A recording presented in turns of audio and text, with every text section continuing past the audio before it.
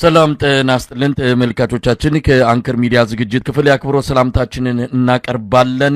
በወሎ ያለውን ትኩረት በማድረግ በአማራ ክልል እየተካሄደ ያለውን የህልውና ተጋድሎ መረጃዎችን የምናቀብልበትን ዝግጅት ነው ይዘን የመጣ ነው። ወሎም የአገዛዙ ሰራዊት ዳግም ጋሸናንና ሌሎች ቁልፍ ቦታዎችን ለመያዝ ከፍተኛ የሆነ ሰራዊቱን ማስገባቱ ተገለጸ።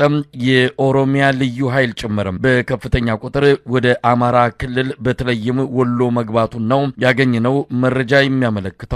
ከደሴ ደላንታ በ40 ወታደራዊ ተሽከርካሪዎች በሺዎች የሚቆጠሩ ወታደሮች ተጭነው ገብተዋል። ወደ ላሊበላ በኢትዮጵያ አየር መንገድ አውሮፕላን የተራገፈው የአብይ አህመድ ሰራዊት ከላሊበላ መውጣት አልቻለም። ጋሸናን በከፍተኛ መስዋዕትነት ዳግም ለመቆጣጠር የአብይ አህመድ አገዛዝ ስምሪት መስጠቱም ታውቋል።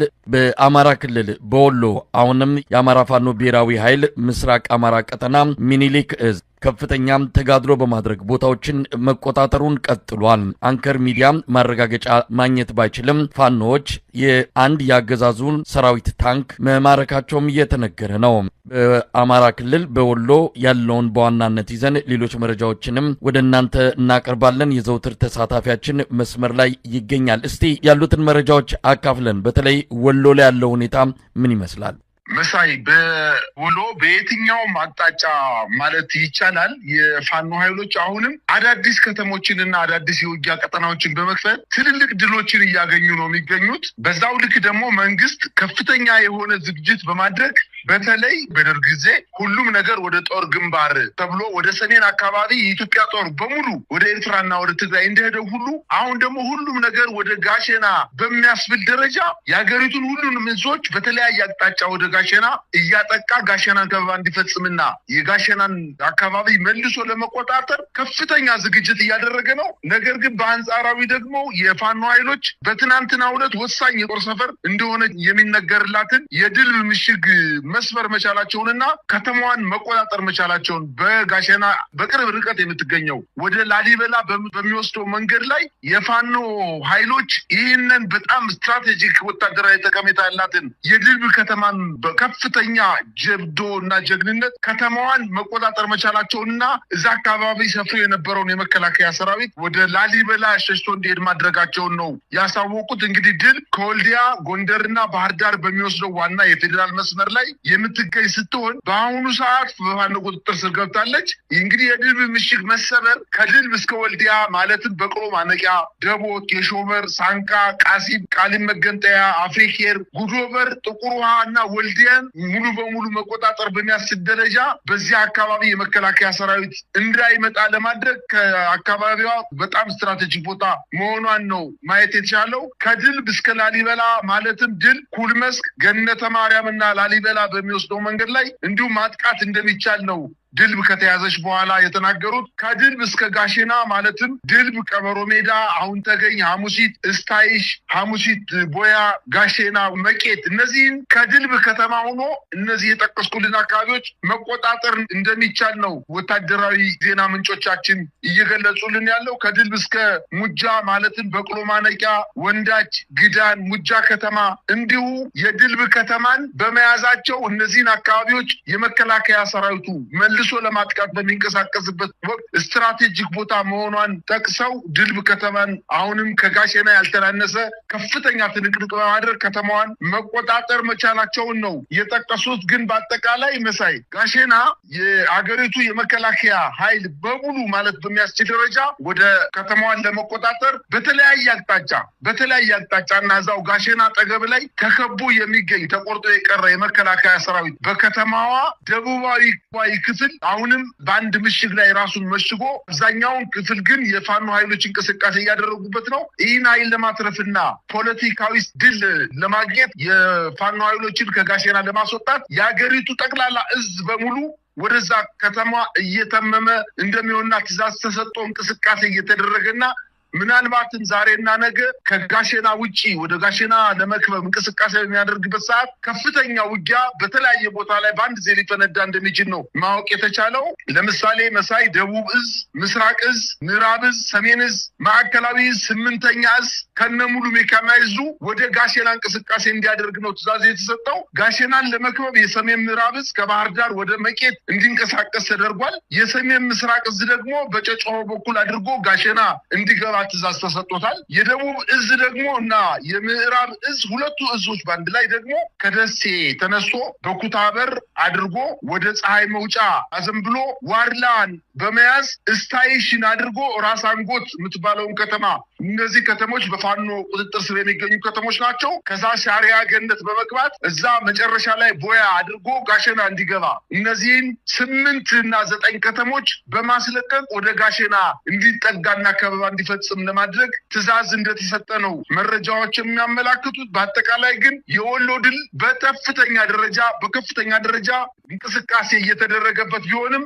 አሁንም በአንድ ምሽግ ላይ ራሳቸውን ቀብረው የሚገኘው በጋሸና አጠገብ ቀብረው የሚገኙ የመከላከያ ሰራዊት አባላት ብቻ ሳይሆኑ በጋሸና ከተማ የአንጎት ወረዳ ዋና አስተዳዳሪ ከነሙሉ ካቢኔው፣ የጋዞ ወረዳ ከንቲባ አቶ ሀብታሙ ካሳው ከነሙሉ ካቢኔው፣ የግዳን ወረዳ ዋና አስተዳዳሪ አቶ አማኑኤል አያሌው ከሙሉ ካቢኔው ጋር፣ የዋርላ ድላንታ ዋና አስተዳዳሪ ሽልማባዬ ከነሙሉ ካቢኔው ጋር፣ የጋሸና ከንቲባ ፀሐዬ ውቤ የተባለው ከንቲባ ከነሙሉ ካቢኔው ጋር በአጠቃላይ በጋሸና ከተማ ከሚያስተዳድሩትና ከተነጠቁት ወረዳ በመሸሸት ወደ ጋሸና ከተማ ከመከላከያ ምሽግ ውስጥ ራሳቸውን ቀብረው እንደሚገኙና ለመውጣትና ከጋሸና ጠፍተው ወደ ሌላ ቦታ ሰላማዊ ወዳሉት ቦታ ለመንቀሳቀስ ባይችሉም ነገር ግን በመከላከያ ተጠርንፈው እናንተ የትም አትሄዱም፣ እኛን እዚህ በአረርና በጥይት አስመታችሁ እናንተ በሰላም ልትኖሩ አትችሉም በማለት መከላከያ እነዚህን ሙሉ ካቢኔዎች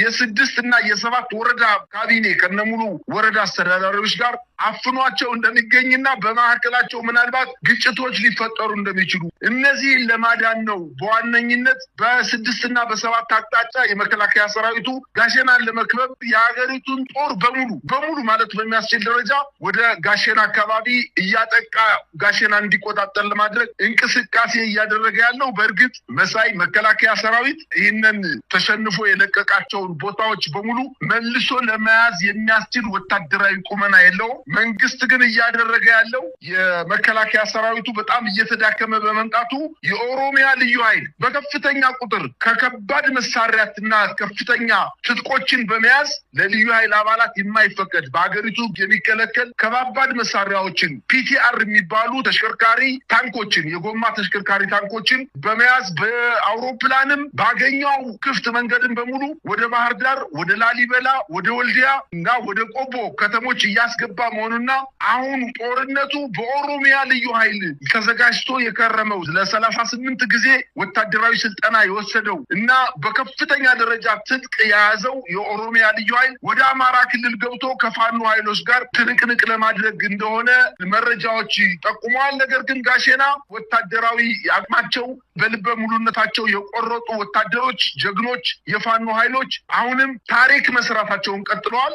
ምናልባት ያልተረጋገጠ መረጃ ቢሆንም አሁንም በጋሸና ዙሪያ ከፍተኛ ጦርነት እየተደረገ ሲሆን ታንክ እንደማረኩ እና አሁንም ሰራዊቱን እያፈረሱት እንደሆነ ታንክ መማረክ ማለት ምን ማለት እንደሆነ እንግዲህ ወታደራዊ ጠበብቶች እንደሚናገሩት ሰራዊቱ የአካባቢ ሰራዊት ፈርሷል ማለት ነው። ሻለቃዎች ጀምሮ ከሻለቃ በላይ ያሉ ወታደራዊ አመራሮች ከቆሰሉ፣ ከተማረኩ፣ ከሞቱ ሰራዊቱ ፈርሷል ማለት ነው። ወታደራዊ ሳይንሳዊ ትንታኔ የሚሰጡ ወታደራዊ ባለሙያዎች እንደሚናገሩት። ስለዚህ በጋሸና አካባቢ አሁንም ታሪክ መስራታቸውን ቀጥለዋል። እነሱ ደግሞ የሚዲያ ሰራዊታቸውን አሰልፈው በላይነሽ አመዴ መጣች እንደዚህ አረገቻቸው እያሉ በዲጂታል ሚዲያ ሰራዊቶቻቸው እየለፈለፉ ነው የሚገኙት። ነገር ግን እየተዳከመ ሳይሆን ከዛው አፍንጫቸው ስር ላይ በ9 እና በ10 ኪሎ ሜትር ርቀት ላይ የምትገኘውን የድልብ ከተማን ወታደራዊ ቁልፍ ቦታ የሆነችውን የድልብ ከተማን የሰራዊት ክምችት የነበረባትን የድልብ ከተማን አሁንም መጥተው እያስለቀቁ የድልብን ከተማ ብቻ ሳይሆን በዛ አካባቢ ያሉ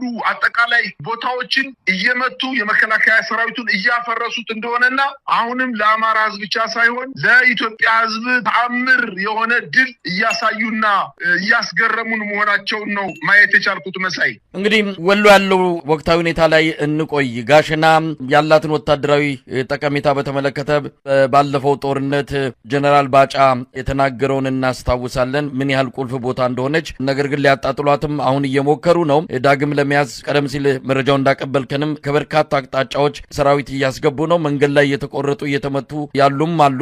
ነገር ግን ሙሉን የመከላከያ ሰራዊት አንዳንዶች እንደውም ጥቂት ጀነራሎች ሲቀሩ በሙሉ አማራ ክልል ገብተዋል ነው። ከአማራ ክልልም ወሎ ይገኛሉ ነው የብልጽግና ወታደራዊ ሹማምንቶች ግምገማ እንደሚያሳየው። ጋሸናን ማጣት በአጠቃላይ ወሎን ማጣት የመከላከያ ሰራዊት ሙሉ በሙሉ የመሸነፍ ምልክት በመሆኑ ይህን ነገር ባለ በሌላ ኃይል መቀልበስ ይገባናል ብለው እየተረባረቡ ይገኛሉ። እስቲ ወልዲያ ምንድን ያለው? ወልዲያ ላይ እንግዲህ ትኩረት አድርጓል። እነሱም በወልዲያ ምንም አይነት ፋኖች የበላይነት እንዳይከሰት የሚቻለውን ሁሉ እያደረጉ ነው። ወደ የትኛውም አቅጣጫ መሳሪያ እየተኮሱ ነው። ወልዲያን ዙሪያ ወደ ከበቧቸው ተራሮች በሙሉ ከባድ መሳሪያዎች እየተተኮሰ እንዳለ ነው የምንሰማው። መከላከያው መውጣትም መግባትም አልቻለም። እስቲ ወልዲያ ያለው፣ ደሴ ያለው፣ ሌሎች አካባቢዎችስ በምን ሁኔታ ላይ ይገኛል? መሳይ የወልዲያ ነገር በጣም የሚያስደነግጥ ነገር ነው እየተመለከትን ያለ ነው። ምክንያቱም በደርግ ጊዜ የሶማሌ ጦርነትን ውጊያ ለመክፈት ከኢትዮጵያ አጠቃላይ የሚኒሻ ሰራዊት ሰልጥኖ አዲስ አበባ ከተማ ላይ የሰልፍ ትርኢት ሲደረግ በነበረበት አይነት ወልዲያ ከተማ ላይ ከተማዋ መሸከም ከምትችለው በላይ ሰራዊት እየገባ እንደሆነ የከተማዋ ህዝብ እጅግ በጣም ደንግጦ ከጎረቤት እንቅስቃሴ ማድረግ እንዳልቻለ፣ ከዛ ላይ ደግሞ ባናቱ አሁን ደግሞ ከኮምቦልቻ አካባቢ በአውሮፕላን ሰራዊት እያሳረፉ በሐራ በኩል እያደረጉ ወልዲያን የጦር ካምፕ በማድረግ አሁን አጠቃላይ የወሎ ዋና ማዘዣ ጣቢያቸውን ወልዲያ ላይ አድርገው ወልዲያ ላይ በመነሳት በተለያዩ አቅጣጫ የተነጠቁትን ወረዳ ከተማ አስተዳደሮችን ለመልሶ ለመያዝ እንቅስቃሴ ማድረግ መጀመራቸውንና ነገር ግን ከሐራ በስተቀር ሌሎችን የሚንቀሳቀሱባቸውን አካባቢዎች ጎሮሯቸውን አንቀው በመያዝ አራቱንም የሞጫ በሮች የፋኖ ኃይሎች ይዘው ከፍተኛ እንቅስቃሴ እያደረጉ ነው። አሁን እንዲያውም ትናንትና ማምሻውን የደረሰን ዜና ወልዲያ ከተማ በማንኛውም ሰዓት የፋኖ ኃይሎች ድምጻቸውን አጥፍተው መልስ እየሰጡን ባለመሆናቸው የራሳቸውን አዘጋጅተው ስለጨረሱ ወደ ከተማው ሊገቡ ይችላሉ የሚል ዜና በመነሳቱ ወታደራዊ ጀነራሎች ጀነራል መርፍ የተባለውን መሳሪያ በእውር ድንብስ ወይንም ያለ ወታደራዊ ኦፒ አስተኳሽነት ባገኙት አካባቢ ዝም ብለው እየተኮሱ አለን እንዳትጠጉ እንዳትመጡ እያሉ በጣም በከፍተኛ ቁጥር ያለውን ታንክ ዙ 23 እና ጀነራል መርፍ የተባለውን መሳሪያ ሼህ መሐመድ አላሙዲ ስቴዲየም በመሆን እየተተኮሰ እንደሆነ እና ወደ ከተማዋ የፋኖ ኃይሎች እንዳይገቡ ለማድረግ ራሳቸውን በምሽግ ላይ በመከላከል መንገዶችን አስከፍተው ቀሪ ሌሎችን በፋኖ ቁጥጥር ስር ያሉ ከተሞችን ለመቆጣጠር ባለመቻላቸው በከተማ ላይ ተቀምጠው መድፍ ጀነራል መድፍና ዙ 23 ታንኮችን በመተኮስ ላይ እንደሚገኙና በትናንትናው ዕለት ከ43 በላይ መኪና የኦሮሚያ ልዩ ኃይል በመኪና ተጭኖ ወልዲያ ከተማ እንደገባና በሐራ በኩል ደግሞ እነዚህ ሰዎች በሚዋጉበት ሰዓት የሚተኩሱትን መሳሪያ ፒቲአር ታንክን ጨምሮ መለስተኛ መድፎችን እና ትልልቅ ሞርተሮችና ዲሽቃዎችን በሐራ በኩል እንዳስገቡላቸውና ምናልባትም በአማራ ክልል እጅግ በጣም የሚዘገንን ከፍተኛ ጦርነት ተመልሶ እንደገና ሊያገረሽ እንደሚችልና ምናልባት የኦሮሚያ ልዩ ኃይል በጥላቻ ተሰብኮ በአማራ ክልል ላይ ከፍተኛ የሆነ የሰብአዊ መብት ጥሰት ሊፈጽም እንደሚችል ስለሚሰጋ የፋኖ ኃይሎች አሁንም የያዙትን ቦታ ካለማስለቀቃቸው በተጨማሪ የራሳቸውን ህዝብ መልሰው መጠበቅ እንዳለባቸውና ያምነን አካባቢ መልቀቅ ማለት ለነሱ ብቻ ሳይሆን የያዙትንና በሰላም የሚኖረውን የአማራን ህዝብ አሁን በእነሱ ቁጥጥር ውስጥ ነው ሰላማዊ ምርጫ አድርገው የአመራር ምርጫ አድርገው ወደ መደበኛ ስራቸው የሄዱትን ሰዎች አባቶችን ማስገደል፣ ሴት እህቶቻቸውንና ሚስቶቻቸውን ማስደፈር፣ ቤታቸውን በሳት እንዲቃጠል ማድረግና አጠቃላይ ከዚህ በፊት ሲያረግ እንደነበረው በራሱ በወለጋ ክልል አካባቢ የአማራ ተወላጆችን እንዴት አድርጎ ሲጨፈጭፍ እንደነበረ በጅምላ ሲቀብር እንደነበረ እንዳየነው አሁን በአማራ ክልል ላይ እናንተ የፋኖ ደጋፊዎች ናችሁ ማለት ያንን አካባቢ በሙሉ በሳት ለማቃጠል ከፍተኛ እንቅስቃሴ ሊያደርግ እንደሚችል ስለሚታወቅ ከወዲሁ ጥንቃቄ እንዲደረግ እንደው እግረ መንገድ ማሳሰቢያ መስጠት እፈልጋለሁ። መሳይ እንግዲህ በወሎ ያለው ሁኔታ በየሰዓቱ ተለዋዋጭ ሊሆን ይችላል። በዋናነት ግን የፋኖ ግስጋሴ የሚያቆመው አይደለም። አገዛዙ ድንገት ከመጣበት የፋኖ ናዳ ለመዳን ይችላል በሚል የተለያዩ እርምጃዎችን እየወሰደ ነው። እንዳልከውም የኦሮሚያ ልዩ ኃይል መግባቱ ምናልባትም ቆሞ የሚዋጋ ዓላማውን የአገዛዙን ተልዕኮ ተቀብሎ እስከ መጨረሻው የሚፋለም ሰራዊት አድርጎ አስቦት ሊሆን ይችላል። ነገር ግን የኦሮሚያ ልዩ ኃይልም እንደዚሁ ከሌላው የኢትዮጵያ ወታደሮች ከኢትዮጵያ ታጣቂ ኃይሎች የተለየ አይደለም። ከዚህ አገዛዝ ያገኘው የተለየ ጥቅምም የለም። ስለዚህ ያልተገባ ጦርነት ህይወቱን የሚገብርበት ምንም ምክንያት እንደሌለ ተገንዝቦ ይሄ የአብይ አህመድን ሴራና አደገኛ ተልዕኮ ማክሸፍ ይጠበቅበታል። ለማንኛውም ሌሎች አካባቢዎችስ ምን አለ? እንግዲህ በተለያዩ ባለው ሁኔታ ዜናዎችን ከሌሎች አካባቢዎች በስፋት ቢመጡም ነገር ግን ትኩረቱ ወሎ ላይ ስላለ ብዙም ሽፋን እየተሰጣቸው አይደለም። ነገር ግን ከፍተኛ ፍልሚያዎች እየተካሄዱ ነው። ምን አለ ሌሎች አካባቢ? እንዲያው ከዛ በፊት በተለያየ አቅጣጫ ወደ ጋሸና እየተንቀሳቀሰ ያለው የመከላከያ ሰራዊትና የኦሮሚያ ልዩ ኃይል የአማራ ፋኖ ብሔራዊ ኃይል ምስራቅ አማራ ቀጠና አባናደው ዘመቻ ባለሽርጡ ክፍለ ጦር በሰሜን ወሎ ዞን ሀብሩ ወረዳ ከአረርቲ ወደ ሀብሩ ሊጎና በከፍተኛ ቁጥር ሲጓዝ የነበረ የመከላከያ ሰራዊት ዊላ ጎባ ከተባለ ቦታ ላይ ገጥሞ ከፍተኛ የሆነ ድል ማስመዝገቡን በተለይ ምስራቅ አማራ ኮራንድ ከሐራ ከተማ ተነስቶ በአረርቲ በኩል አድርጎ ወደ ገንፎ ጨፋና ጊራና ማለት እንግዲህ ከቆቦ አካባቢ ያለች ሌላ አካባቢ ነች።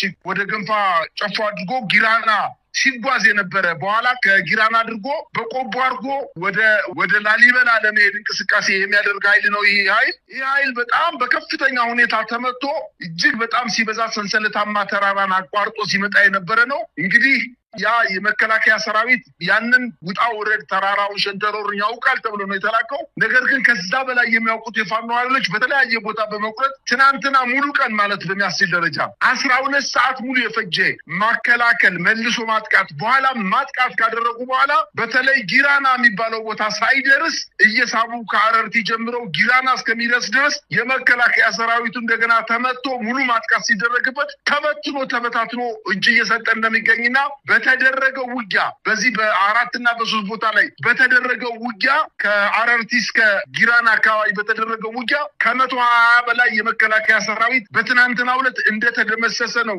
መረጃዎች የሚያመላክቱት። በርካታ ሰራዊት እጅ ሰጥቷል። በአጠቃላይ በወሎ አካባቢ እየተደረገ ያለው ጦርነት መጀመሪያም በመንፈስ ተዳክሞ ስለሚመጣ ወደ ዋናው ውጊያ ሲገባ ቶሎ እጅ የሚሰጥ ምናልባትም ራሱን በደንብ አድርጎ መከላከል የማይችል ሩጦ ማምለጥ የማይችል ጫማው የከበደው የውጊያ ልምድና ተሞክሮ የሌለው ሰራዊትን ወደፊት በማሰለፍ ራሳቸው ነባር የመከላከያ ሰራዊቶች ወደኋላ ሆነው የመከላከያ ሰራዊቱን ወጣት ህፃን ታዳጊዎችን በኋላ ወደፊት ገስግስ እያሉ ከኋላ እየተኮሱ እያስፈጇቸው እንደሆነና በጣም የሚያሳዝነው ነገር የመከላከያ ሰራዊት አባላት ተመተው ወድቀው በብዛት ጋሸና አካባቢ በቪዲዮ እንደታየው ተመተው ወድቀው እጅግ በጣም በሚያሳዝን ሁኔታ የፋኖ ኃይሎች እያለቀሱ ሲቀብሯቸው በቪዲዮ ተለቋል።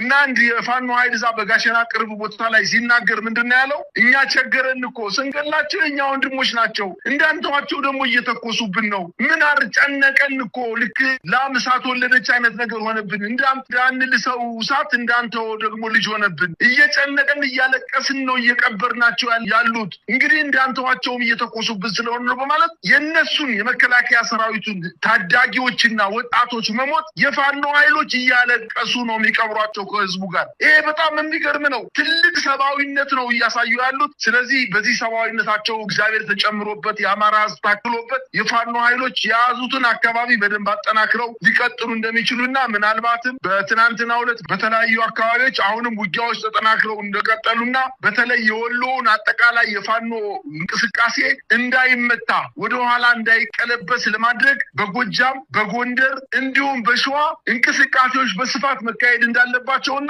በአንዳንድ ቦታዎች ላይ እንቅስቃሴዎች ጥሩ እንደሆኑ ለምሳሌ የአማራ ፋኖ ብሔራዊ ኃይል ደቡብ አማራ ቀጠና አሳምነው እዝ የአጼ ዘርዓ ያዕቆብ አንደኛ ኮር ዛሬ ከሰዓት በኋላ በመራቤቴ ከተማ ገረን ቀርጫ በተባለ ቦታ ላይ በኮንቮይ 101ኛ ክፍለ ጦር ገረን ቀርጫ የምትባለውን ከተማ ለመቆጣጠር እንቅስቃሴ በሚያደርግበት ሰዓት የፋኖ ኃይሎች ደፈጣ በመጣል በዚህ በ101ኛ አየር ወለድ ክፍለ ጦር ላይ ከፍተኛ ጉዳት እንዳደረሱበትና በዚህም በተደረገው ውጊያ ከ28 በላይ የመከላከያ ሰራዊት አባላትን መግደልና መማረክ ማቁሰል መቻላቸውን አስታውቀዋል። ይሄ 101ኛ እስከ 104ኛ ድረስ ያሉ 4 ክፍለ ጦሮች በሰሜን ሸዋ አካባቢ የአየር ወለድ ክፍለ ጦር ነን። መጨረሻውም የፋኖ ኃይሎች መጨረሻ ማቋጫውም ሸዋ ነው። ስለዚህ ሸዋን በደንብ አድርገን መያዝ አለብን በማለት እንቅስቃሴ በተለያዩ የሸዋ ግዛቶች እንቅስቃሴ ቢያደርግም አሁንም በቁመናው እንደማይገኝና በተለይ 101ኛ አየር ወለድ ክፍለ ጦር እየፈረሰች እንደሆነ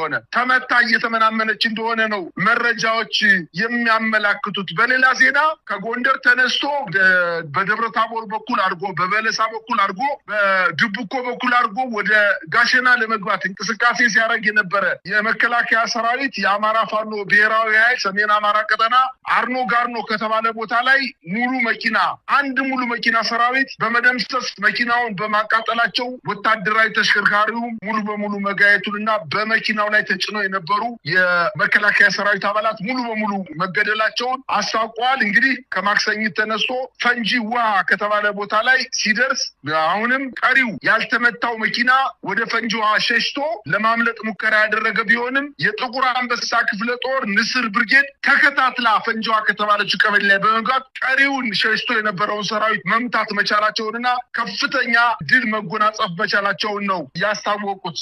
ሌላው እንዲሁ በጎንደር አካባቢ በደብረ ታቦር ተነስቶ ወደ ጋሸና እንቅስቃሴ ሲያደርግ የነበረ አንድ ክፍለ ጦር ኃይል ከደብረ ታቦር አልፎ ንፋስ መውጫን ተሻግሮ ወደ ጨጨሆ ከተባለ ቦታ ላይ አርፎ ረፍት አድርጎ ምሳ በሚመገብበት ሰዓት ከበባ በመፈጸም ድንገተኛ ጥቃት በመፈጸም ወደ ጋሸና እንቅስቃሴ ሲያደርግ የነበረው አንድ ሙሉ ክፍለ ጦር መክተው ማስቀረታቸውንና የአንበሳው ጋይንት ክፍለ ጦር በዛ አካባቢ ከፍተኛ ጀብዶ እየተፈጸመ እንደሆነ ማወቅ ተችሏል። ሌላው እንግዲህ በመተማ አካባቢ ከፍተኛ ውጊያ እየተደረገ እንደሆነና ከትናንትና ጀምሮ በተለይ የአማራ ፋኖ ብሔራዊ ኃይል ከገንዳዋ ከተማ አቅራቢያ ሽመለ ጋራ ከተባለች ቦታ ላይ መሽጎ የነበረውን የፋኖ የመከላከያ ሰራዊት አባላት የአማራ ፋኖ ብሔራዊ ኃይል ደጃዝማች ኮር በርካታ ጥቃቶችን በመፈጸም በአገዛዙ ጦር ላይ ከፍተኛ የሆነ ድል መጎናጸፉንና ሽመለ ጋራ የተባለችው ወታደራዊ ጠቀሜታ ያላትን ቦታ መቆጣጠር መቻላቸውንና ምናልባትም ከሽመለ ጋራ በኋላ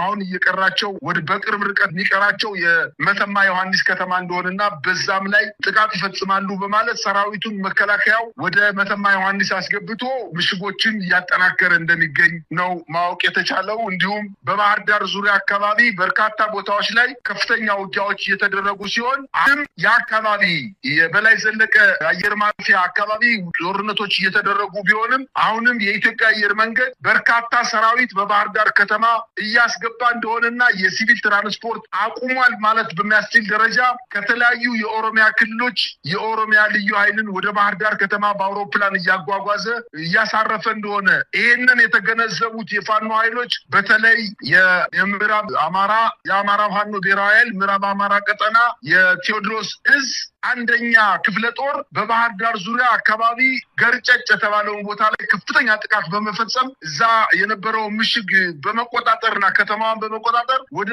ኤርፖርቱ አካባቢ መጠጋት መጀመራቸውንና ወደ መራይ አካባቢም እንዲሁ ከፍተኛ ውጊያ እየተካሄደ እንደሆነ ነው ማወቅ የተቻለው። በአጠቃላይ ግን ዋናው ትኩረቱ ወደ ወሎ ሆኖ የሀገሪቱን ሰራዊት በሙሉ ወደ ወሎ ቀጠናዎች በማስገባት የወሎን ቀጠና መልሶ ለመያዝ ጥረት እያደረገ እንደሆነ እና በብዛት ያልተሳካለት መሆኑንና ከወልዲያ ከተማም ለመውጣት ከፍተኛ እንቅስቃሴ ቢያደርግም የፋኖ ኃይሎች ምሽጋቸውን አጠናክረው እየተከላከሉት እንደሚገኙና በዚህ አጋጣሚ የሰሜን ሸዋ የጎንደርና የጎጃም አካባቢ እንቅስቃሴ የፋኖ እንቅስቃሴ ከወሎዎች ጋር ተጣምረው በአንድ ላይ ውጊያ ቢከፍቱበት ሰራዊቱ መፍረስ እንደሚችል አቅም እንደሌለውና ምናልባትም አሁን ቦታውን አካባቢውን የማያውቀው የኦሮሚያ ልዩ ኃይል መንግስት እጅግ በጣም ተማምኜበታለሁ በመጨረሻ እሱን አስገባዋለሁ ባለው መሰረት አስገብቶ እንቅስቃሴ እያደረገ እንደሆነና ይሄንን መመከት መቻል እንዳለባቸውና መመከት ካልቻሉ ግን ህዝቡን የሚፈጀው መሆኑን እንደው በዚህ አጋጣሚ እግረ መንገዴን ማሳሰብ ፈልጌ ነው። መሳይ በጣም ነው የማመሰግነው። እንግዲህ በአማራ ክልል ያለውን ወቅታዊ ሁኔታ በተለይም በወሎ እየተካሄደ ያለውንና ምናልባትም የኢትዮጵያ ህዝብ አይንና ጆሮውን ወደ ተከለበት በዛ ቀጠና በርካታ መረጃዎችን ስታካፍለን ቆይታል። በሌሎችም የአማራ ቀጠናዎች እንደዚሁ የህልውናው ተጋድሎ ተጠናክሮ ቀጥሏል። መረጃዎች እየወጡ ነው ያሉት። በተለይ አብይ አህመድ ይህንን የወሎን ጥቃት ተከትሎ በተደጋጋሚ ከፖለቲካ አመራሮቹና ከወታደራዊ ሹማምንቶቹ ጋር እየተገናኘ እንደሆነ ምርጫውንም ከዚህ አንጻር ለማካሄድ የማያስችሉ ሁኔታዎች እየተፈጠሩ እንዳለ ብልጽግና በሰነድ ደረጃ ገምግሞ ምናልባትም ምርጫውን ለማራዘም የሚችልበት ሁኔታ እንዳለ ነው ከወዲሁ እየተነገረ የሚገኘው። በአማራ ክልል ያለውን ጦርነት ካልተቆጣጠርን፣ ፋኖን ካልደመሰስን፣ እንደዚሁም በኦሮሚያ የኦሮሞ ነጻነት ሰራዊት ኦላን እንዲሁ በቁጥጥራችን ስር ያንን ቀጠና ካላደረግን ምርጫ ማካሄድ አንችልም የሚልም ሀሳብ በብልጽግና ዘንድ ተነስቶ በሰነድ ሁሉ የተገለጸበት ሁኔታ ነው ያለው። በአጠቃላይ በአማራ ክልል ያለው ሁኔታ በዚሁ ከቀጠለ ምናልባትም የኢትዮጵያ አጠቃላይ ሁኔታ የሚቀየርበት ጊዜ ሩቅ እንደማይሆን ነው ብዙዎች ግምታቸውን የሚሰጡት። በጣም ነው የማመሰግነው። የዕለቱን መረጃ አብረን ያቀረብንበት ዝግጅት በዚሁ ይጠናቀቃል። አመሰግናለሁ። እኔም አመሰግናለሁ።